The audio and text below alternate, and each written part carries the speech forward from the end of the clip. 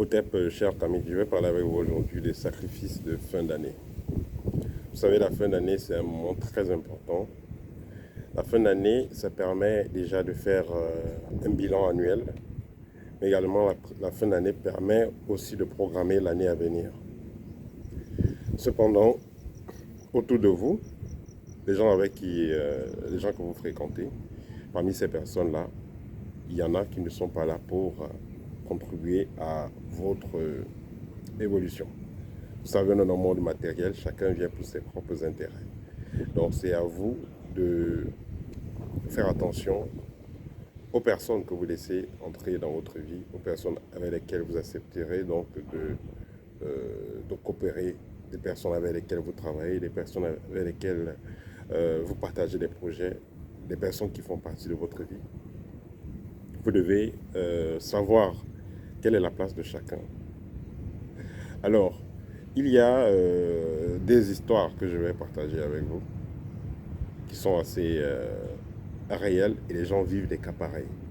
La première histoire, il s'agit d'un jeune homme qui travaillait au centre-ville à Yaoundé, dans un endroit où il y a beaucoup de clubs, de cafés, les clubs et tout ça, dans un endroit qui est très animé.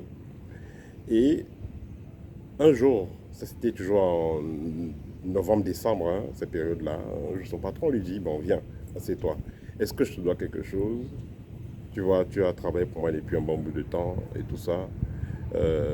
J'aimerais savoir si je te dois quelque chose. Est-ce qu'il y a des mois que je n'ai pas payé et tout et tout.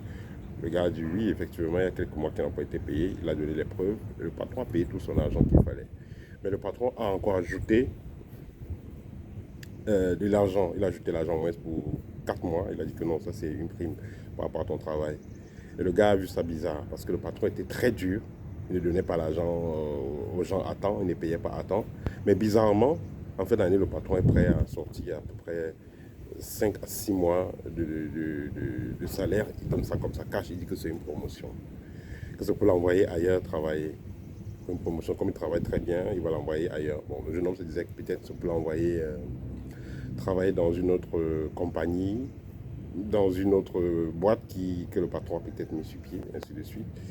Et le jeune homme était plutôt content. Mais il avait quand même un petit pouce qui lui disait que mais c'est suspect ça. Comment on te paye une pareille somme comment ce monsieur te paye une pareille somme si rapidement alors qu'il est très dur avec toi. Le jeune homme a donc fini la soirée. Il a pris sa moto pour rentrer. Il prenait souvent la moto pour rentrer. Et quand il a pris la moto, il n'a même pas fait 300 mètres. Il y a eu un accident. Et le jeune homme est décédé. Son corps n'était pas si blessé que ça. Hein. Voilà. Mais il est décédé. Le chauffeur n'a rien compris. Parce qu'en fait, qu'est-ce qui s'est passé? Quand le chauffeur a pris la route, il y a un format un journal, un grand papier qui s'est levé de nulle part. C'est venu fermer la face du chauffeur. Il n'a pas vu. Il allait cogner un poteau. C'est comme ça que le jeune homme a été éjecté. Et les deux ont été éjectés. Et le chauffeur n'a rien eu, une cicatrice. Mais celui qui était derrière, il est décédé. Ça, c'est un cas. Le deuxième cas, il s'agit d'une compagnie de transport public, une route qui fait Yaoundé Ouest, vous savez, c'est les agences de voyage là, j'ai oublié le nom de l'agence, je me rappelle même pas du nom de l'agence. Alors, qu'est-ce qui se passe, c'est que il y a le chauffeur qui devait voyager tôt le matin. Il est allé dans ses mouvements, il allait boire ses bières et vers 4 heures, il décide de rentrer au poste de travail. Ils ont en bas de son bus, parce que chaque chauffeur a son bus. Vous êtes deux à travailler sur le même bus, deux ou trois. Donc, chacun sait qu'à son tour de conduire le bus, de voyager avec. Le jeune homme a pensé que s'il va rentrer chez lui, dormir, revenir, il sera en retard au boulot. Mieux, il vient à l'espace de travail et il se couche en bas du bus. C'était un chauffeur qui fait ça. Il a mis sa nappe, il s'est couché en bas du bus. Une heure de temps plus tard, il est un peu éveillé parce qu'il y a comme si quelqu'un faisait un tour autour de son bus, du bus qu'il va conduire le matin. Il attend comment quelqu'un dit aucun suivant, aucun suivant, aucun suivant. Et il remarque bien la voix, c'est la voix de son boss. Donc son boss est en train de faire les incantations et préparer déjà comment il va sacrifier tous ceux qui vont monter dans le bus ce jour-là. Le lendemain matin, le jeune homme a passé le message à ses collègues et a dit qu'il ne va pas prendre ce bus pour voyager. Son patron également, qui était quelqu'un de très dur avec l'argent, lui a dit, prends le bus, tu voyages avec, tu accompagnes les gens, je vais te donner une promotion après ce voyage. Le jeune homme, puisqu'il avait déjà suivi ce qui s'est manigance, il était déjà au courant, il avait été témoin de l'incantation que le boss a fait. Il a refusé, il a dit qu'il ne part pas. Le boss a augmenté les enchères. Le salaire du jeune homme, c'était à peu près 150 000. Le boss a augmenté les enchères jusqu'à 1,5 million, 2 millions. Tout ça, le jeune homme a dit qu'il ne part pas. Et c'est comme ça que le boss a proposé à d'autres collègues de prendre la voiture. Ils ont tous refusé. C'est ainsi que, à midi, pile, le boss est décidé. Donc voilà quelques cas de sacrifices qui se passent en fin d'année. Alors, qu'est-ce qu'on va retenir ici dans ces deux histoires? Déjà, il y a des personnes qui sont très difficiles, disons, qui sont très dures avec l'argent.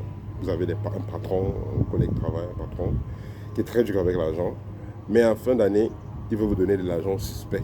Donc, il veut vous donner une forte somme. Voilà, il faut faire attention à ça. Donc, voilà donc 5 points essentiels sur lesquels vous devez méditer. C'est un truc que vous devez éviter en fin d'année. Donc, premièrement, les cadeaux. Donc, prendre des cadeaux suspects.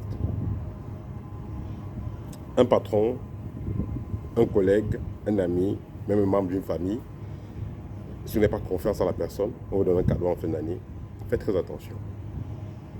Et je vais dire ici, que ce soit de la période de novembre jusqu'en janvier, donc prenez cette période-là au sérieux. Évitez les cadeaux suspects. Quelqu'un était dans sa réunion, ils ont déjà fait les choses, c'est la personne qui va prendre. Et on vous a ciblé, on prépare un cadeau, on vient vous donner en fin d'année. Faites très attention à cela. Surtout les personnes que vous savez qu'elles sont très dures, elles n'aident pas, elles sont chiches. Et elles viennent vous donner quelque chose d'assez important en fin d'année. Faites très attention. Deuxièmement, il y a les farotages. Donc ceux qui vont aller dans les boîtes de nuit là. Et les gars, ils ont fini de faire leurs opérations magiques pendant toute l'année et ont besoin de se décharger d'une mauvaise énergie, d'une forme de karma négatif. Ils ont besoin de se dégager de la poisse, de se libérer de la poisse qu'il y a dans la vie. Ils vont donc préparer leur argent et iront donc en boîte de nuit partager cet argent. C'est des gens qui ne savent pas ce qui se passe, vont sauter. Oui, il est bien de 10 000, il est bien de 5 000, il est bien de 50 $, 100 $, 50 €, et ainsi de suite. Et on prend cet argent, aller acheter les bières, aller acheter à manger avec, aller acheter de la nourriture pour les enfants et tout ça. Ça pourrait créer des problèmes avec le temps. Faites très attention à cela. Ensuite, les rayons de fin d'année, c'est pas vraiment important, n'y allez pas. Parce qu'en rayon de fin d'année, c'est vrai qu'il y en a qui vont venir montrer, bon, ça c'est ma nouvelle voiture, ça c'est ma nouvelle femme, ainsi de suite. Faites très attention. Les rayons de fin d'année, les gens ne viennent pas seulement parce qu'ils sont contents de vous voir. Il y en a qui viennent parce qu'ils viennent vampiriser les autres, ils viennent absorber le rayonnement des autres. Donc faites très attention à cela. Je ne suis pas en train de dire que tous les rayons de fin d'année sont mauvaises, mais faites attention. N'allez pas dans n'importe quel rayon de fin d'année. Ensuite, le quatrième point, c'est aller manger n'importe où. Il y a tel boss là, c'est la fin d'année, il va tuer le mouton, il va tuer Kenzo Cabri, tout le quartier vient manger. Faites très attention. Je vais déjà parler de cette expérience que j'ai eue à Dubaï dans le passé, il y a à peu près 15 ans. Donc c'était la fête du Ramadan. Mes camarades et moi, mes amis et moi, on est allés manger. On allait prendre la nourriture gratuite parce que dans certains carrefours spécifiques, il y avait la nourriture qui était partagée, du poulet biryani rice, donc le poulet un peu comme le riz soto au Cameroun. Donc il y avait du riz qui était partagé, poulet, des jus, de l'eau, des bananes. Voilà. Et nous sommes allés manger. Le lendemain, on était très, très, très fatigués. Donc, il y en a qui savent ce qu'ils font. Ils ont fait des incantations sur ce qu'ils partagent aux gens. Vous allez manger, c'est vous qu'on mange. Et les gens, certains initiés, mal intentionnés, vont choisir, et bien évidemment, la fin d'année pour absorber les gens, les programmer pour la future année. On a mangé tout ce que vous pouvez avoir comme énergie positive dans l'année qui vient. Parce qu'il a déjà fait ça. Ils ont préparé cela pour la fin d'année. Donc, on n'allait pas manger chez n'importe qui. Et le dernier point, ça sera d'éviter les produits de chance rapide. Telle huile, tel parfum, tel produit, comme vous a dit que ça vous donner la chance de façon rapide. Évitez ça. Prenez des choses naturelles, des choses bio, naturelles, et vous les préparez vous-même. Vous vous apprenez à les concocter. N'allez pas prendre ce qui a déjà été concocté par qui que ce soit, et vous allez utiliser ça en fin d'année. Vous pourrez avoir la chance peut-être pendant 3 ou 4 semaines, mais après, ça sera, il ne passe pas possible, ça va vous suivre. Donc faites très attention à cela. Certains sorciers travaillent avec certaines maisons mystiques qui vont les aider à cet effet. Donc on va vous donner des choses, soit vous donner la chance, après ça vous bloque totalement. Quand vous revenez encore pour dire que vous êtes bloqué, c'est là qu'on vous fait faire des pactes qui vont vous nuire à vie. Alors, qu'est-ce que vous devrez faire en fin d'année? La première chose, l'intention première doit être comment monter en vibration. En fin d'année, vous devez avoir la vibration la plus haute. Donc, de novembre jusqu'à janvier-février. C'est vrai que dans un certain calendrier, certains autres angles, on va parler de la fin d'année à partir de juillet. Mais on va considérer ici la fin d'année dans le calendrier gréco-romain. On va considérer dans ce sens-là. Parce que dans tous les cas, on est kémite, mais on utilise quand même ce calendrier.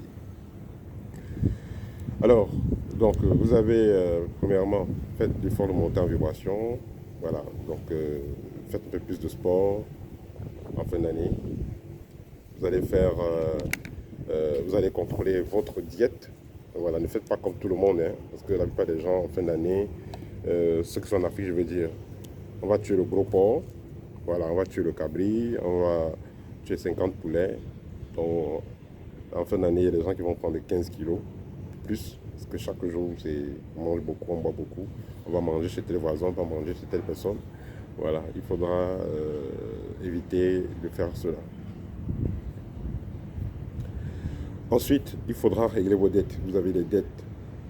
Vous avez des dettes. Je ne parle pas des dettes à la banque, hein, parce que ça règle doucement, doucement. Vous avez les dettes que vous avez pris. Vous avez emprunté, vous avez pris l'argent sur un ami. Voilà. Vous avez pris l'argent dans une réunion, une tontine, et tout ça. Faites l'effort de rembourser vos dettes avant cette période-là. Ou alors, du moins, avant le début de la nouvelle année. Si vous voulez rembourser, et en début d'année, vous prenez encore notre dette.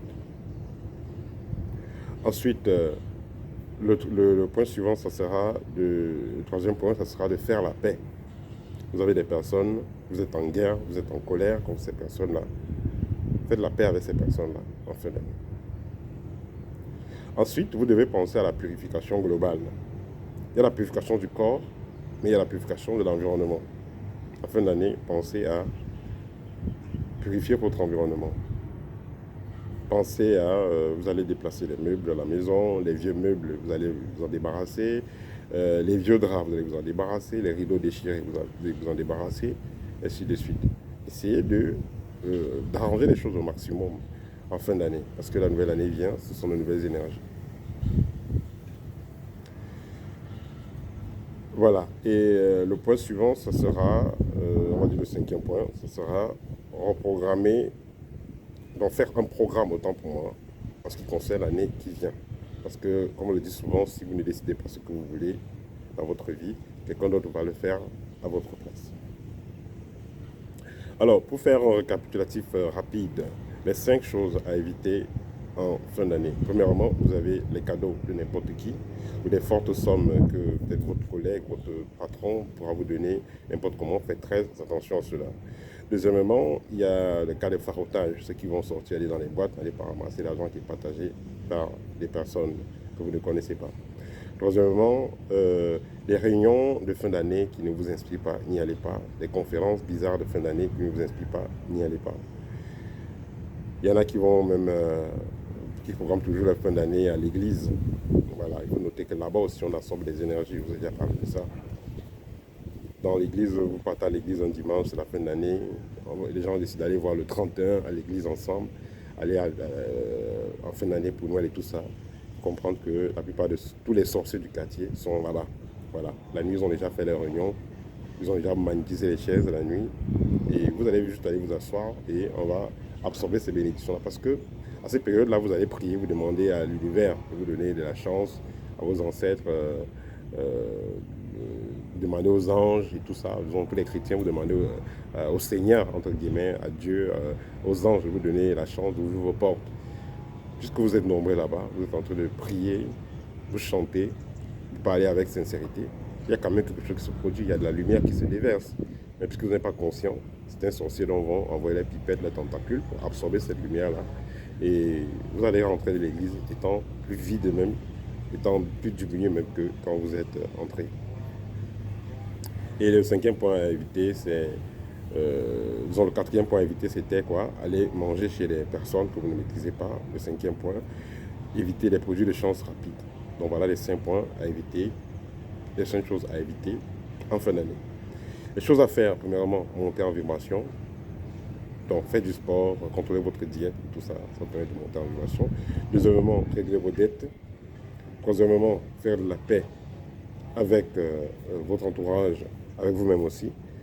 Cinquièmement, la purification, c'est très important. Quatrièmement, la purification, autant pour moi. Et cinquièmement, demandez à l'univers ce que vous voulez. Faire un programme par rapport à ce que vous voulez. Qu'est-ce que vous voulez en ce qui concerne l'année prochaine? Quel est le programme que vous avez pour l'année prochaine? Voilà, chers amis, c'était tout pour aujourd'hui. N'hésitez pas à me contacter pour une consultation. Le livre Guide pratique numéro 2 est disponible en espèces.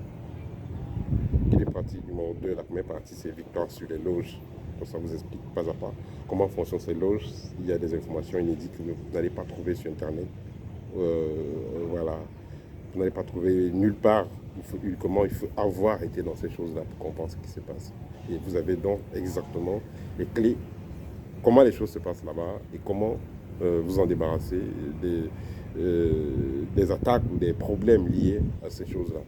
La plupart des familles de nos jours ont des membres qui sont dans des confréries, qui sont dans les loges, que ce soit connu ou pas. Vous avez donc l'opportunité de comprendre ce qui se passe réellement et de savoir qu'est-ce qu'il y a lieu de faire quand vous êtes dans une pareille situation, afin que vous ne soyez pas perturbé par ces personnes-là. Voilà, c'était tout pour aujourd'hui. À très bientôt, chers amis, au TEP.